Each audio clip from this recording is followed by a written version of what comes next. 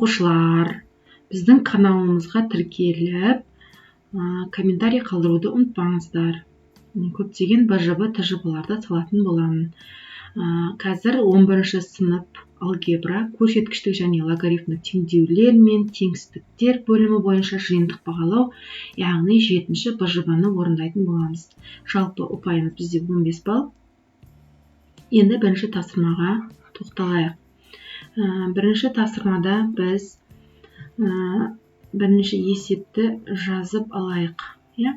Бірінші ондық логарифм x плюс 5 минус ондық логарифм 3x плюс 25 тең ондық логарифм x минус 15 минус ондық логарифм 17. Енді есептеу үшін біз бірінші бізде мына жерде минус болып тұрғандықтан біз ереженің формуланы жазып кетейін мына жерге. Логарифм а негізде x минус логарифм а негізде y болатын болса, онда ол логарифм а негізде x бөлінген y болады. Енді осыны жазайық. Ондық логарифм бөлшек салсаңыз x плюс 5 жақшасы жаза беруге болады. Енді 3x плюс 25 тең болады. Екінші жағы да солай жазылады. X минус 15 бөлінген 17. Теңдіктің екі жағында да ондық логарифм болғандықтан тастап кетеміз. Сонда x плюс 5 3x плюс 25 тең болады x минус 15 бөлінген 17. Енді біз бөлшектің алымы мен бөлшектің бөлімі алымын көбейтеміз. Сол кезде біз жазып алайық, қателесіп кетпес үшін 17x плюс 5 жақшаға аламыз. Ол кезде өйткені 17 x-қа да 5-ке де көбейтіледі. X минус 15 3x плюс 25 болады. Енді жақшаны ашамыз. Сол кезде бізде 17x болады плюс 85. Енді мына жақта да солай есептейміз. 3x квадрат минус 45x. Енді жоғарымен жұмыс істейік. X-ті мынаған көбейтеміз, x-ті мынаған көбейтеміз.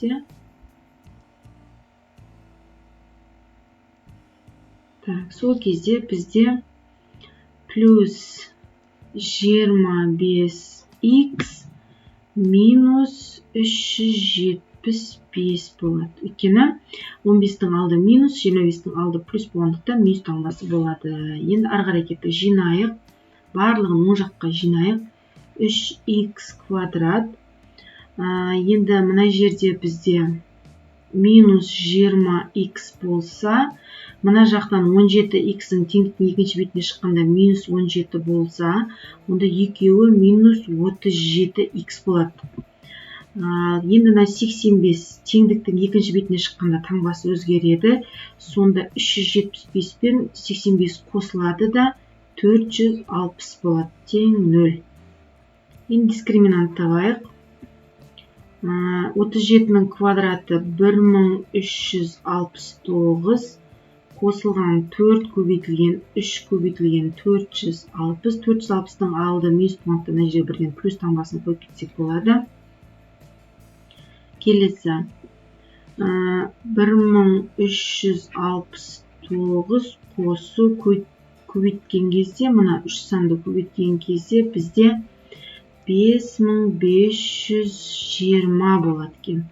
Сонда есептегенде 6889 бұл бізде 83-тің квадраты болады екен. Енді ары қарай кеттік. Енді x1 табайық. x1 дегеніміз 37 минус 83, яғни дискриминанттың формуласын жазып кетейікші. ax квадрат плюс vx плюс с тең 0. Дискриминант v квадрат минус 4ac.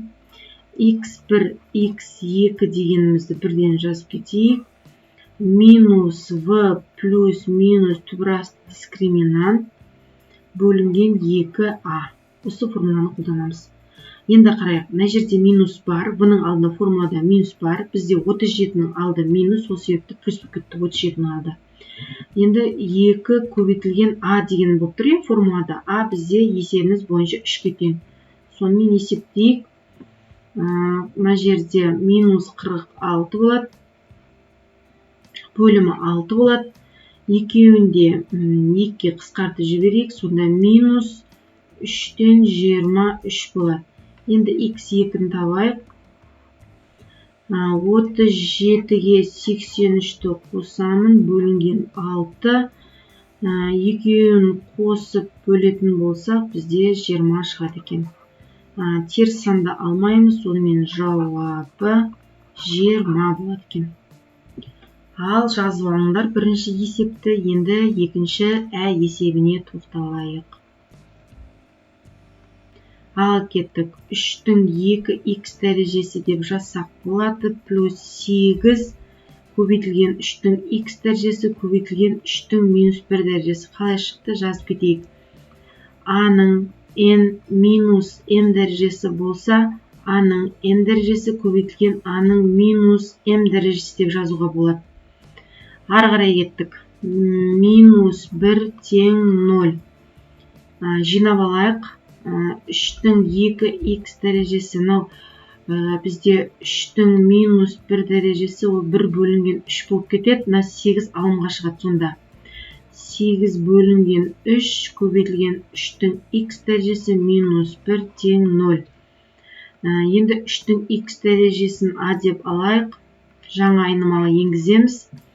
Сол кезде бізде a квадрат плюс 8 бөлінген 3 a минус 1 тең 0. Енді дискриминант табайық.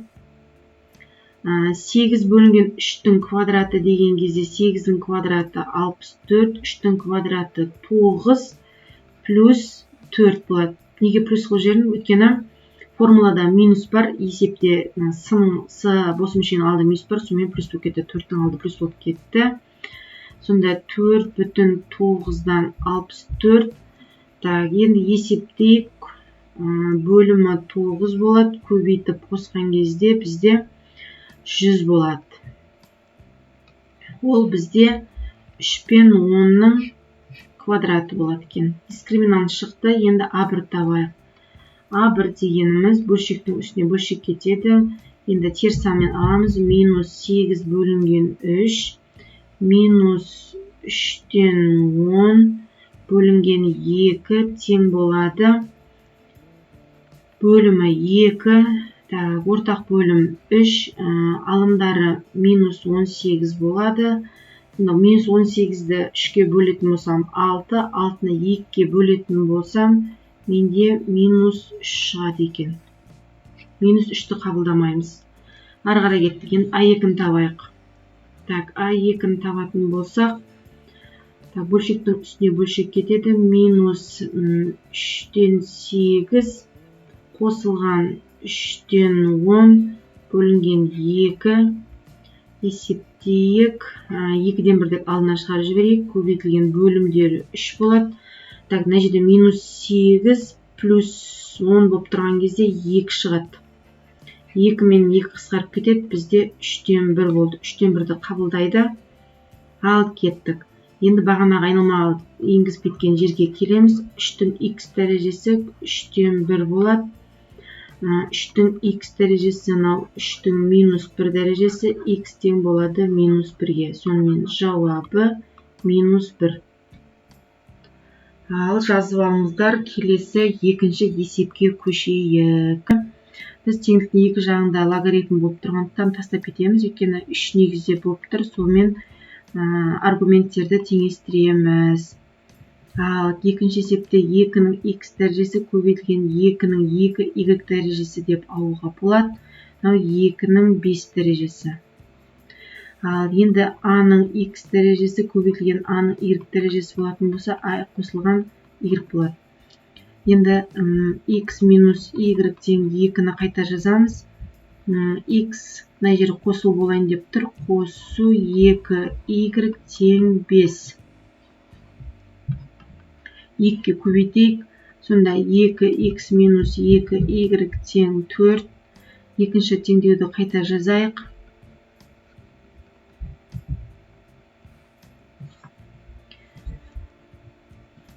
Ал енді есептейік ары қарай. Енді қосып жіберейік. Сонда мына жақта 3x. Мына жерде 2 бір-бірін жойып кетеді. Мына жақта 9 болады. Сонымен x тең 3 болады. Енді y тең деген жер болса, мына жерден тауып алайық. X минус 2 тең y болады. Яғни y-ді теңдіктің екінші бетіне шығардым, 2-ні бер бетке шығардым. Сонымен 3 азайтылған 2 бізде y-ге тең екен, сонымен y тең 1 болады. Сонымен жауабы жүйе болғандықтан біз x пен y-дің парын жақшаға аламыз. Ал жазып алыңыздар. Келесі есепке көшейін. Бірінші біз логарифмнің қасиеттеріне тоқтауымыз керек, теңсіздіктеріне тоқтауымыз керек. Бұл кезде бізде x минус 6 үлкен 0-ден деп аламыз. Бірінші логарифмді санап жатырмын. Одан кейін логарифм a негізде v тең x болатын болса, a-ның x дәрежесі v-ға тең деген формуланы қолданамыз. Сөйтіп, мына жерде x минус 6 таңба, егерде 2 болатын болса, таңба өзгеріссіз қалады. 2-нің 1 дәрежесі бізде 2 болады. Мына формуланы қолданып тұрмын, балалар. Ал есептеп алайық. Бірінші осы жерден x үлкен 6 екінші бетке шығады. Мына жерде x теңсіздіктің таңбасын қойып қоямыз. 2-нің қасына 6 барған кезде таңбасын өзгертеді. 8. Бұл біздегі бірінші теңдеудікі. Енді екінші теңдеудікін санайық. Екінші теңсіздікті қарайғанда.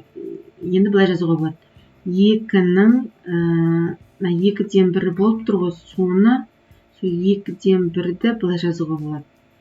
2-нің минус 1 дәрежесі деп жазуға болады. Сонда біз мына жерге былай жазсам болады. 2-ден 1 деген жерге 2-нің минус 1 дәрежесі 2x плюс 1 үлкен 2-нің 5 дәрежесі деймін. Сосын мына жерде жақшаны ашамын. 2x минус плюс болып кетеді. Сосын 1-дің алды минус болады. Таңбаны өзгертпейміз. Таңба өткені 2 болып тұр. 2 болғанда таңба өз таңбасымен ұстайды. Мына жерде 5 болады. 2x бір бетке шыққан кезде плюс болады. Сонда 6 болады. X теңдіктің екі жағында 2-ден 1-ге көбейтіп жібереміз. Сол кезде бізде 6-ны 2-ге бөлетін болсақ 3 болады. Осы 3 жауапты сан өсіне салады екенбіз. Енді бірінші, екінші, үшінші. Ең кішісі қайсы? Бізде 3 па? 3-ті бірінші саламыз. 3 ашық болады. Мынаны салып жатырмын, балалар. 10-ға қарай жүреміз. Екінші, бізде 6 ма? 6 үлкен ойын одан кейін. Оны 3-тен кейін тұсына 3 келетін болғандықтан енді сәл былайырақ жібереміз. Оны 6 қылып мына жерге түсіреміз. 6-кі 10-ға қарай жүреді. Ол да x үлкен деп тұр. Енді 8-іміздікі, бізде 8-дікі жабық болып тұр. Енді 6 мына жерге түсетін болғандықтан енді сәл былайырақ түседі. Оны бояймыз. 8 болады. Енді бізде 8-ден кіші деп тұр. Солға қарай жүреміз. Енді жауабын үзік-үзік қылып түсіреміз. Үш жерде де қабаттасқан жерлер. Мына жерде. Енді жауабы 6-нікі жай жақша, 8-дікі тек жақша болады.